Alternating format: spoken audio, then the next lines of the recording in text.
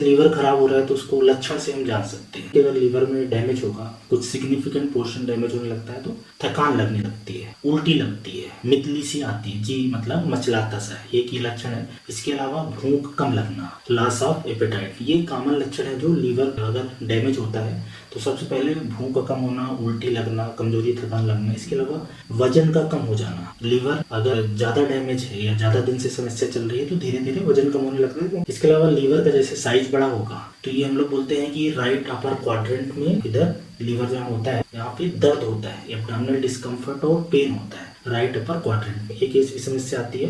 और लीवर क्या होता है कि अगर डैमेज होगा तो हीमोग्लोबिन के डिस्ट्रक्शन के बाद जो बिलिरुबिन बनता है वो शरीर के अंदर बढ़ जाएगा, क्योंकि लीवर ही उसको कंजुगेट करके और पेशाब के रास्ते से बाहर निकालता है, किडनी से फिल्टर कराता है। तो अगर बिलिरुबिन शरीर में बढ़ेगा तो शरीर पीला पड़ेगा, जो कि स्किन में भी दिखेगा, आंखों में भी दिखेगा, हाथ पाँव में दिख सकता है, तो जॉन्डिस जिसको बोला जाता है। इसके अलावा यही बिलिरुबिन जब यूरिन में जाएगा तो यूरिन का कलर डार्क दिखेगा, तो डार्क यूरिन। और जब स्टूल देखा जाए तो स्टूल का जो कलर है वो हल्का हो जाएगा। इसके अलावा पूरे शरीर में खुजली हो सकती है, जैसे लीवर डैमेज है तो परसिस्टेंट ईचिंग भी बोला जाता है, शरीर में खुजली होने लगती है, हाइपर पिगमेंटेशन हो सकता है, मतलब चेहरा या शरीर का कलर डार्क हो सकता है। इसके अलावा लीवर क्या होता है, ये प्रोटीन जो एल्बुमिन है वो बनाने की कमी आता है, तो लीवर खराब होने से शरीर में प्रोटीन की कमी होने लगती है, तो उससे शरीर में पानी भर जाता है। तो पानी भरेगा तो पैरों में भी दिखेगा और ये पानी पेट के अंदर भी भर जाएगा, जिसको असाइटिस बोला जाता है। इसके अलावा आसानी से ब्लीडिंग हो जाना या ब्लीडिंग न रुकना, चोट लगने के बाद ब्लीडिंग ज़्यादा देर तक होना,